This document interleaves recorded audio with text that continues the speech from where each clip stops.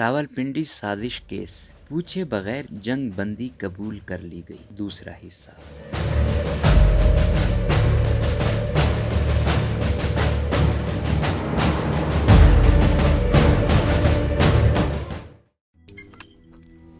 روزنامہ قدرت کی ویڈیو دیکھنے کے لیے ابھی یوٹیوب چینل پر سبسکرائب کریں اور بیل آئیکن پر بھی کلک کریں۔ حکومت کے ساتھ کیا اختلاف تھا؟ میجر جنرل اکبر خان کہتے ہیں کہ نیا ملک تو بنا تھا لیکن کشمیر کے سلسلے میں اختلاف ہو گئے تھے۔ انگریزوں سے مسلمانوں کو نفرت تھی۔ انگریزوں کے ساتھ پٹھان قبائلی علاقوں میں لڑ رہے تھے۔ یہ لڑائی 100 سال سے جاری تھی۔ صوبہ سرحد میں کئی قبائل ہیں جو انگریزوں کے جانے کے بعد ہمارے ساتھ شامل ہو گئے۔ یہی قبائل کشمیر کے محاذ پر بھارتی فوجوں سے پاکستان افواج کے شانہ بشانہ لڑے، کیونکہ ہم نے کشمیر پر جا کر لڑائی لڑی تھی، وہاں محاذ آرائی کی تھی، مختلف قبائل کو جمع کر کے ان کی رہنمائی کی تھی، اور پھر ہم سے پوچھے بغیر جنگ بندی قبول کر لی گئی، اور ایسی شرائط پر جو کہ ہمارے لیے سازگار نہیں تھی۔ اس وجہ سے ہمارے اختلافات پیدا ہو گئے تھے۔ دوسری وجہ یہ تھی کہ میں لیاقت علی خان کا مخالف ہو گیا تھا کہ انہوں نے آئین سازی میں بہت تاخیر کر دی تھی۔ اس موضوع پر لیاقت علی خان سے کبھی روبرو بات نہیں ہوئی تھی، البتہ کشمیر کے مسئلے پر ہوئی تھی، آئین سازی کے مسئلے پر کبھی گفتگو نہیں ہوئی۔ لیاقت علی چاہتے تھے کہ انہوں نے جو قرارداد مقاصد پاس کی تھی وہ میرا لیاقت علی خان کے ساتھ ذاتی اختلاف تھا کہ انہوں نے کشمیر کے سلسلے میں کوئی موزوں کارروائی نہیں کی تھی جیسا کہ ہونا چاہیے تھا۔ لیاقت علی خان کی میں ذاتی طور پر عزت کرتا تھا، لیکن آئین کے مسئلے پر میری ان سے مخالفت ہو گئی تھی۔ وہ آئین کی تیاری کے سلسلے میں تاخیر کر رہے تھے۔ انہوں نے ایک قرارداد مقاصد پاس کر لی تھی، اس کا مقصد یہ تھا کہ وہ امیر بن جائیں۔ مجھے نہیں معلوم کہ وہ امیر المومنین بننا چاہتے تھے، لیکن دستور ساز اسمبلی پر ان کی گرفت مضبوط تھی اور انہیں اکثریت کی حمایت حاصل تھی، جس کو میں نے پسند نہیں کیا۔ آپ کو معلوم ہوگا کہ کیپٹن ظفر اللہ پوشتی بھی اس بات کے مخالف تھے، حالانکہ وہ صرف کیپٹن کے عہدے پر فائز تھے۔ میری اس وقت آئین سازی میں تاخیر کے سلسلے میں مخالفت تھی۔ میں چاہتا تھا کہ آئین ساز اسمبلی جلد از جلد اپنا کام کرے، عام انتخابات ہوں اور ملک میں پارلیمانی نظام حکومت قائم ہو جائے۔ لوگ خود میرے پاس آئے تھے اور مجھ سے شکایت کرتے تھے کہ حکومت کے خلاف کارروائی کروں اور میں فوج کی قیادت کروں۔ میں نے ترکی کے مصطفیٰ کمال پاشا کی تاریخ پڑھی تھی، اس کے اقدامات میرے سامنے تھے۔ انہوں نے اپنے ملک کو جدید خطوط پر استوار کیا تھا، ملک میں اسلامی آئین کی بجائے پارلیمانی آئین بنایا تھا اور پارلیمانی طرز حکومت قائم کی تھی۔ میں ان کے ان اقدامات سے متاثر تھا۔ میں حکومت پر کنٹرول کرنا چاہتا تھا، اس طرح کہ گورنر جنرل تو برقرار رہیں اور لیاقت علی خان کو وزارت عظمیٰ سے علیحدہ کر دیا جائے۔ ایک موقع پر میں نے یہ فیصلہ کیا تھا کہ اب حکومت کے خلاف کچھ نہیں کریں۔ ہماری ایک میٹنگ ہوئی تھی جس میں سازش میں شریک تمام کنسپائریٹرز، یہ لفظ انہوں نے استعمال کیا، موجود تھے، جس میں فیصلہ کیا تھا کہ اب حکومت کے خلاف کچھ نہیں کرنا چاہیے۔ یہ میٹنگ فروری 1951 میں ہوئی تھی۔ مارچ 1951 میں مجھے گرفتار کر لیا گیا تھا۔ حکومت نے وہ قانون بھی تبدیل کر دیا تھا جس کے تحت ہمارا ٹرائل ہو رہا تھا۔ تبدیلی یہ کی گئی کہ ثبوت ایکٹ کو بدل دیا اور اعلان کیا گیا کہ جو لوگ اس سازش کے سلسلے میں جو بھی بیان دیں گے ان کے خلاف کارروائی نہیں کی جائے گی۔ ایکٹ میں ترمیم کے بعد 60 کے قریب افراد میرے خلاف گواہی دینے آ گئے اور انہوں نے میرے حق میں کچھ باتیں کی۔ دوسرا یہ کہ جس شخص نے اس سازش کے خلاف FIR درج کرائی تھی اس کو بھی پیش نہیں کیا گیا۔ جس وقت مجھے گرفتار کیا گیا تھا اور جو احکامات دیے گئے تھے ان پر درج تھا کہ گورنر جنرل نے انڈین آرمی ایکٹ کے سیکشن 13 کے تحت فوج سے میری برخاستگی کا حکم جاری کیا ہے۔ میں نے اسی کاغذ پر لکھ دیا کہ گورنر جنرل کو مجھے ملازمت سے برخاست کرنے کا قانونی اختیار نہیں ہے، میرا کورٹ مارشل ہونا چاہیے۔ اس کے باوجود انہوں نے مجھے گرفتار کر لیا۔ ایک اسپیشل ٹریبونل میں ہمارا مقدمہ شروع ہوا۔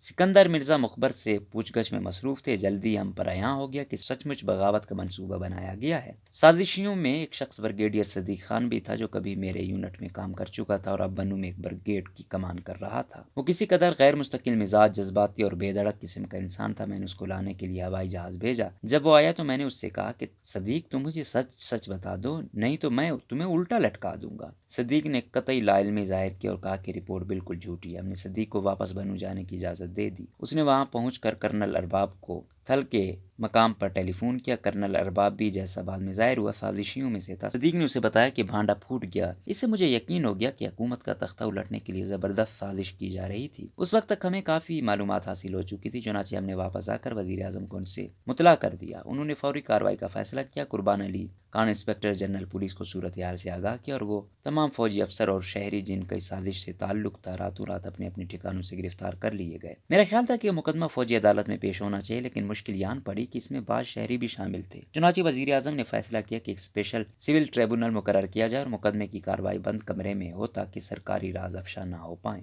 وعدہ معاف گواہ۔ ان کی سازشوں میں 2 افراد بھی شریک تھے، ایک لیفٹیننٹ کرنل صدیق راجہ اور دوسرے میجر یوسف سٹی۔ انہیں حکومت نے معافی کا وعدہ دے کر سلطانی گواہ بنا لیا تھا۔ یہ دونوں افراد عدالت میں استغاثہ کی جانب سے ملزموں کے خلاف پیش ہوئے۔ مقدمے کی سماعت شروع ہوتی ہے۔ ظفر اللہ پوشنی اپنی کتاب زندہ دلی زندگی ہے میں لکھا ہے کہ 15 جون 1951 کو صبح 8 بجے حیدرآباد جیل کی خفیہ عدالت میں راولپنڈی سازش کیس کی سماعت شروع ہوئی۔ عدالت کے تینوں جج اونچی گدوں والی کرسیوں پر براجمان تھے۔ یہ تھے فیڈرل کورٹ کے جج مسٹر جسٹس عبد الرحمان، سربراہ ٹریبونل پنجاب ہائی کورٹ کے جج مسٹر جسٹس محمد شریف اور ڈھاکہ ہائی کورٹ کے جج مسٹر جسٹس امیر الدین۔ برگیڈیئر لطیف کی جانب سے سہروردی حسین شہید سہروردی، بعد میں پاکستان کے ایک وزیر اعظم، اور جنرل اکبر خان کی طرف سے زیڈ ایچ لاری، کراچی کے اس دور کے نامور وکیل تھے، پیش ہو رہے تھے اور دیگر کئی وکلا شامل تھے۔ بعد میں کئی وکلا اپنے موکلوں کی بڑھتی ہوئی مالی بدحالی کے باعث ایک ایک کر کے حیدرآباد سے رخصت ہو گئے۔ البتہ سہروردی نے آخر دم تک یاروں کا ساتھ نہیں چھوڑا۔ انہوں نے روپے پیسے کی مطلق پرواہ نہ کی اور 1.5 برس تک عدالت میں ہماری طرف سے پیش ہوتے رہے۔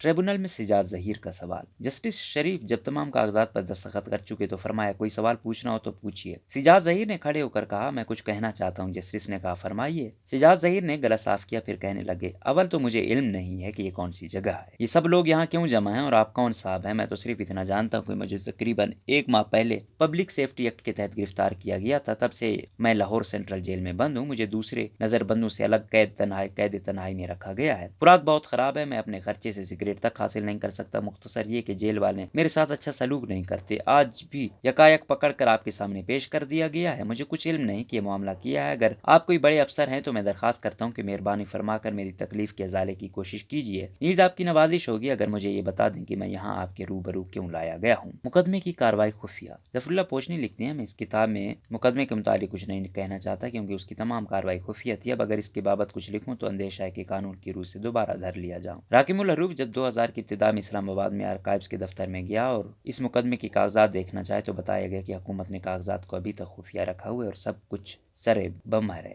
لیاقت علی خان کا قتل۔ 16 اکتوبر 1951 کا ذکر ہے۔ شام کی تقریباً 6 بجے تھے۔ اس وقت ہم تمام ساتھی کھیل کود سے فارغ ہو کر بی کلاس وارڈ کے صحن میں کرسیوں پر بیٹھے پسینہ خشک ہونے کا انتظار کر رہے تھے کہ ہمارے وارڈ کا ایک مشقتی اول خان نہایت بدحواسی کے عالم میں حال کمرے سے دوڑتا ہوا باہر نکل آیا۔ وہ زور زور سے چیخ رہا تھا مارا گیا مارا گیا۔ ہم سب حیرت سے اسے دیکھنے لگے لیکن وہ ہماری پرواہ کیے بغیر سیدھا باورچی خانے کی طرف بھاگا۔ اس کے پیچھے کرنل ضیاء الدین سخت تذبذب کی حالت میں باہر نکلے اور تیز تیز قدم اٹھاتے ہوئے ہمارے قریب آ کر دھیمے لہجے میں بولے میرے رفیق و وزیر اعظم مسٹر لیاقت علی خان کو کسی شخص نے راولپنڈی میں قتل کر دیا ہے۔ ضیاء الدین نے نہایت مطمئن اور پرسکون لہجے میں کہا جب راولپنڈی سازش کیس کے ملزم گرفتار ہوئے تھے تو ہمارے کرم فرما نے بڑی رعونت سے اعلان کیا تھا کہ مجھے ہزاروں خط موصول ہوئے ہیں جس میں لکھا ہے کہ ان غداروں پر مقدمہ چلائے بغیر انہیں گولی سے اڑا دو۔ تاہم میں ان پر کرم کر رہا ہوں اور انہیں عدالت میں اپنی صفائی پیش کرنے کی اجازت دے رہا ہوں۔ آج معلوم ہوا ہے کہ مقدمہ چلائے بغیر گولی مار دینا کیا معنی رکھتا ہے۔ راولپنڈی مقدمہ سازش کا فیصلہ۔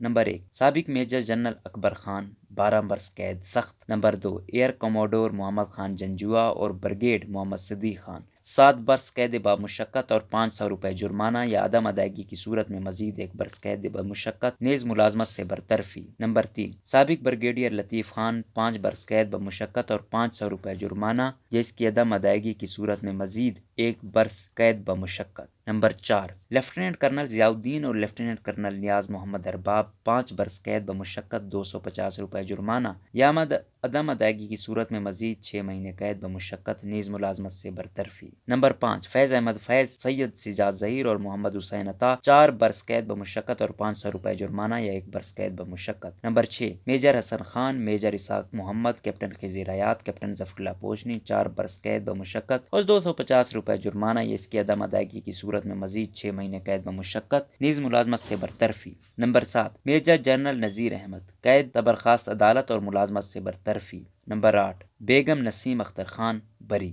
ظفر اللہ پوشنی نے لکھا کہ 5 جنوری کا تمام دن ہم نے مستقب کے متعلق قیاس آرائیوں اور ان کی کوششوں میں صرف کر دیا کہ چہروں پہ ملال طاری نہ ہونے پائے۔ اس کے علاوہ سب دوستوں نے اپنے اپنے عزیزوں کی ڈھارس باندھانے کے لیے حوصلہ افزائی خطوط لکھے اور تار بھیجی۔ ہم نے دن کے 12 بجے ریڈیو پر اپنی سزاؤں کا نشری اعلان بھی سن لیا۔ جس وقت ریڈیو پر یہ اعلان ہو رہا تھا میں سوچ رہا تھا کہ اس وقت لاہور میں میری والدہ بھی یہی منحوس خبر سن رہی ہوں کہ ان کو کس قدر رنج ہو رہا ہوگا۔ یہ تصور میرے لیے سزا سے کہیں زیادہ اذیتناک تھا۔ عدالت نے ہم لوگوں کو فیصلے کی دستاویزات کا مطالعہ کرنے کے لیے 30 دن کی مہلت دی تھی۔ فیصلہ بہت طویل یعنی تقریباً 1400 صفحات پر مبنی تھا۔ دلچسپ بات یہ ہے کہ ٹریبونل کے ایک جج مسٹر جسٹس محمد شریف نے اپنا الگ فیصلہ لکھا تھا، وہ ہمیں نہیں دکھایا گیا۔ میں نے گورنر جنرل کی خدمت میں ایک درخواست بھی بھیجی کہ حضور تیسرے جج کا فیصلہ بھی ہمیں دیکھنے کے لیے دیا جائے، لیکن یہ درخواست فوراً رد کر دی گئی۔ ہر روز صبح کے وقت عدالت کے 2 کلرک فیصلے کی بہت سی کاپیاں اٹھائے خانقاہ اور سرائے میں آ جاتے تھے اور 12 بجے تک ہمارے پاس رہتے۔ اس دوران میں ہم وقتاً فوقتاً فیصلے کا مطالعہ کرتے تھے تاکہ اس کی بنیاد پر سزا کی تخفیف یا معافی کے لیے گورنر جنرل کے نام درخواست لکھی جا سکے۔ راولپنڈی سازش کے اسپیشل ایکٹ کے مطابق ہمیں کسی بالاتر عدالت میں اپیل کرنے کا حق حاصل نہیں تھا، ہم صرف گورنر جنرل سے اپیل کر سکتے تھے۔ چنانچہ ہم لوگوں نے چند ہی مہینوں کے اندر گورنر جنرل کے نام اپنی اپیلیں لکھ کر روانہ کر دی۔ میں نے تو اپیل کے مسودے میں اپنا پورا مقدمہ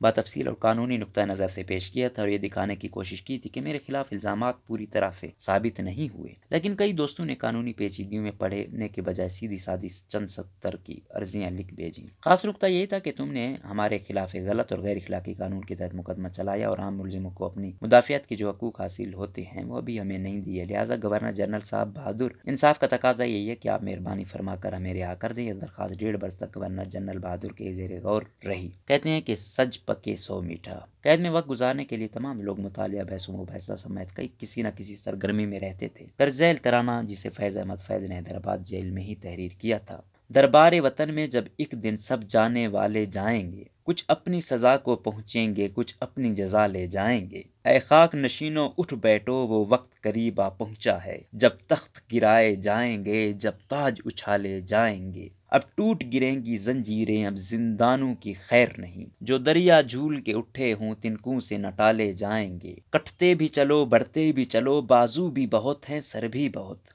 چلتے بھی چلو کہ اب ڈیرے منزل ہی پہ ڈالے جائیں گے۔ اے ظلم کے ماتو لب کھولو، چپ رہنے والو چپ کب تک، کچھ محشر تو ان سے اٹھے گا، کچھ دور تو نالے جائیں گے۔ ظفر اللہ پوشنی لکھتے ہیں اس ترانے کو ہم سب مل کر گاتے تھے۔ میں نے پہلے بھی کہا تھا کہ ہم مختلف سیاسی خیالات کے لوگ موجود تھے، لیکن میری رائے یہ ہے کہ ہر شخص اس گیت کو گاتے وقت اپنے آپ میں ایک نیا ولولہ، ایک نیا جوش اور ایک نئی امنگ محسوس کرتا تھا، ایسی والہانہ امنگ جسے زندان کی اونچی دیواریں اور سلاخیں بھی دبانے میں کامیاب نہ ہو سکتی تھیں۔ سجاد ظہیر کے کمرے میں چھٹی کے دن منعقد ہونے والی ان محفلوں نے ہمارا حوصلہ بلند رکھنے میں خاصی مدد کی۔ لیاقت علی خان کی رحلت سے پہلے ان یا اس انگیز اور ناسازگار دنوں میں بھی جب سارے ملک میں یہ افواہیں گرم تھی کہ ان غداروں کو یقیناً گولی سے اڑا دیا جائے گا، ہم نے کبھی اپنے ماتھے پر شکن نہ آنے دیا اور ایک لمحے کے لیے بھی اداسی اور سراسمہگی کو اپنے پاس بھٹکنے نہ دیا۔ وکیلوں نے معاملے کی نزاکت کو سمجھایا، جیلوں نے بھی اونچ نیچ دکھائی، پولیس والوں نے ڈرایا، حتیٰ کہ رشتہ داروں نے بھی کہا کہ یہ کیس بہت سنگین ہے، تم لوگوں کو سخت سزائیں دی جائیں گی، کوئی نہیں بچ سکے گا وغیرہ وغیرہ، لیکن ہم نے ہنس کر ان سب کو ٹال دیا۔ ہم نے کہا ارے جاؤ، اس مقدمے میں